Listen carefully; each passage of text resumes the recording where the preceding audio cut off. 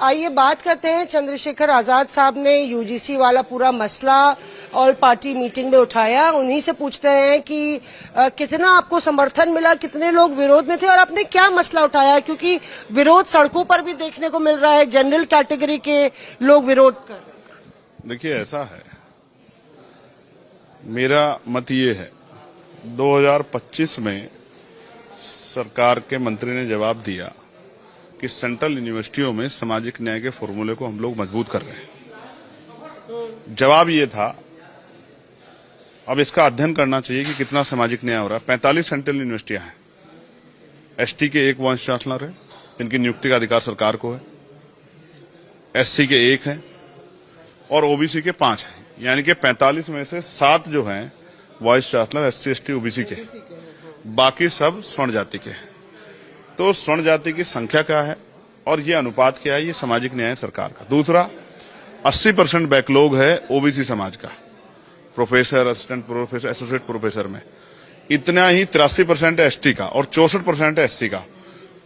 तो मैं मानता हूं कि ये एक ट्रैप है और इसके अलावा कुछ भी नहीं। जैसा 2 अप्रैल 2018 के आंदोलन के बाद सरकार ने कहा था कि हम इसको मजबूत कर रहे हैं, एससी एसटी एक्ट को, लेकिन आज भी अगर 7 साल से कम उम्र की सजा में एससी एसटी एक्ट लगाया तो पुलिस गिरफ्तारी नहीं करती।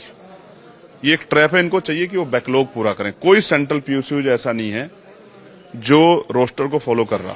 आप बच्चों की बात कर रहे हैं, कर्मचारी डिस्क्रिमिनेशन का शिकार हो रहे हैं, अधिकारी डिस्क्रिमिनेशन का शिकार हो रहे हैं, प्रोफेसर, चिंतक डिस्क्रिमिनेशन का शिकार हो रहे हैं, और कोई भी सरकारी डिपार्टमेंट है जहां बैकलॉग ना हो। तो सरकार यहां क्या कर रही है?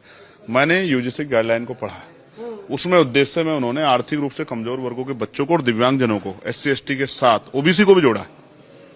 तो आप ये मुझे बताओ, और ये सोचना चाहिए पढ़े लिखे लोगों को, तो फिर जब ईडब्ल्यूएस में तो सारे सामान्य जाति के बच्चे हैं, तो फिर सामान्य जाति के बच्चों को इसका लाभ मिलेगा, तो ये सामान्य जाति के खिलाफ कैसे हुआ?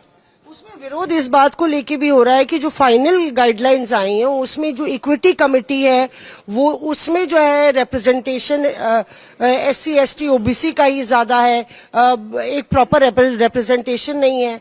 फॉल्स कंप्लेंट्स के खिलाफ जो कार्रवाई होनी थी उसको भी हटा दिया गया। तो पहली बात ये है, जो आपने फर्स्ट सवाल खड़ा किया, तो फर्स्ट सवाल का जवाब ये है कि जब यूनिवर्सिटी के चांसलर उस समता समिति के अध्यक्ष हैं और उसमें उनको वो कमेटी बनानी है, तो ये इसलिए रखे गए हैं कि इनका रिप्रेजेंटेशन रहे। जैसे मैं आपके जानकारी में एक बात लाता हूं, डाइवर्सिटी है देश में, विविधताएं हैं। देश में 25 करोड़ से ज्यादा लोगों की संख्या जो सतगुरु रविदास जी महाराज को मानते हैं, और ये बिल्कुल ऐसा है जो आपको समझ आएगा कि मैं इस बात को क्यों कह रहा हूं। उनकी जयंती है 1 तारीख की। उनको मानने वाले लोग अपने परिवार में, अपने धार्मिक स्थलों पर मनाते हैं। प्रधानमंत्री जाते हैं बनारस, उनके जन्मस्थली जाके नतमस्तक होते हैं। मुख्यमंत्री आते हैं, बड़े बड़े नेता आते हैं। अब उस दिन ही बजट का प्रस्तुतिकरण रखा गया है, उस दिन के गजेटेड अवकाश को कैंसिल कर दिया गया है। तो मैं पूछना चाहता हूं, अगर मेरे जैसा व्यक्ति उनको मानने वाला नहीं है तो इस बात को कौन सा सरकार के सामने रखेगा? आज मैंने उठाई, मैंने उनसे पूछा ये क्यों हुआ? क्या आप इतने बड़े समुदाय की धार्मिक भावनाओं का अपमान करना चाहते हैं? क्या हमारा समाजी सम्मान को भूल जाएगा? ये बात मैंने आपको क्यों बताई कि जिनका रिप्रेजेंटेशन वहां नहीं होगा तो उनकी बात को रखेगा कौन?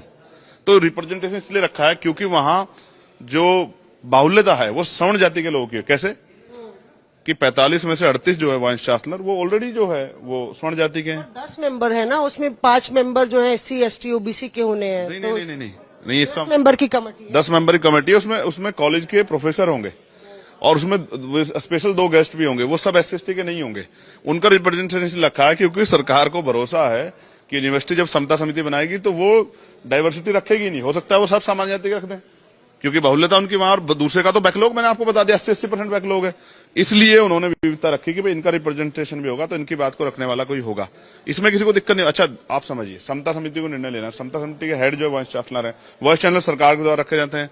कौन ऐसा है जो वाइस चांसलर जो है जो सरकार के खिलाफ जाकर काम कर लेगा? ये एक ट्रैप है। जैसे 2 अप्रैल 2018 में हुआ था कि हमने एससी एसटी एक्ट को मजबूत किया, कुछ नहीं है, इससे कोई फायदा नहीं होने वाला। और जब तक ये बैकलॉग नहीं भरा जाएगा तब तक कोई बहुत बड़े बदलाव नहीं होने वाले हैं। और सरकार विरोध हो रहा है। आजाद साहब, फिर आपको क्यों लग रहा है विरोध हो रहा है? ये पॉलिटिकल, अधिकारी रिजाइन कर रहा है, बीजेपी कार्यकर्ता रिजाइन कर रहे हैं, हंगामा। देखिए, अब कभी कभी जब इस तरह का कोई एटमोस्फेयर, जैसे आपको याद होगा मंडल कमीशन किसके खिलाफ था? विरोध तो उसका भी हुआ था। मंडल कमीशन तो जो बाबा साहब अम्बेडकर आर्टिकल 340 में पिछड़े वर्ग के लोगों को उनको सशक्तिकरण के लिए जो रिप्रेजेंटेशन उनका बने इसकी बात कर गए थे, उसी का तो था। तो मंडल कमीशन से कौन सा सवर्णों का विरोध हुआ, जो मंडल कमीशन के लिए सवर्णों ने इतना बड़ा आंदोलन चलाया था। आज भी ऐसा ही है। ये इसके पीछे कुछ पॉलिटिकल मंशाएं हैं, कुछ लोग चुनाव लड़ना चाहते हैं, इस्तीफा दे रहे हैं। मैं तो उनको बधाई दूंगा जिन्होंने इस्तीफे दिए, क्योंकि SC ST OBC के नेता और अधिकारियों में तो इतनी भी हिम्मत नहीं है।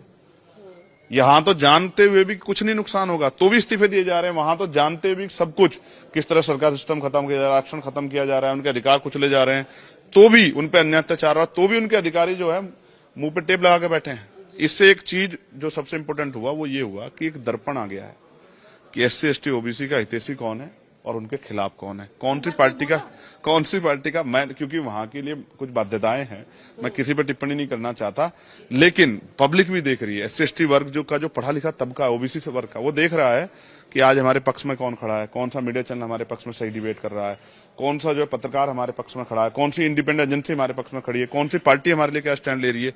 ये भी एक बहुत बड़ा दर्पण उन वर्गों के लिए है। उनके बुद्धिजीवी लोगों को आज सोचना चाहिए, उनके पढ़े लिखे लोगों को, उनके अधिवक्ताओं को, उनके इंटेलेक्चुअल फोर्स को, कि भाई कौन आपके साथ खड़ा। अकेले चंद्रशेखर के अलावा कौन स्टैंड ले रहा है, बाकी सब लोग तो चुप हैं।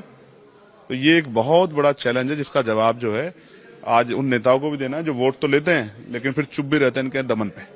शुक्रिया हमसे बात करने के लिए। तो यहाँ पे बड़ा आरोप लगाते हुए चंद्रशेखर आजाद कह रहे हैं कि ये पूरा जो मामला है वो एक ट्रैप के तौर पे इस्तेमाल कर रही है सरकार, और एक तरीके से एक आईना है उन सब के लिए जो लगातार SC ST के हितैषी बने घूमते हैं। कैमरा पर्सन अश्विनी हेलेन के साथ मौसमी सिंह, दिल्ली आज तक।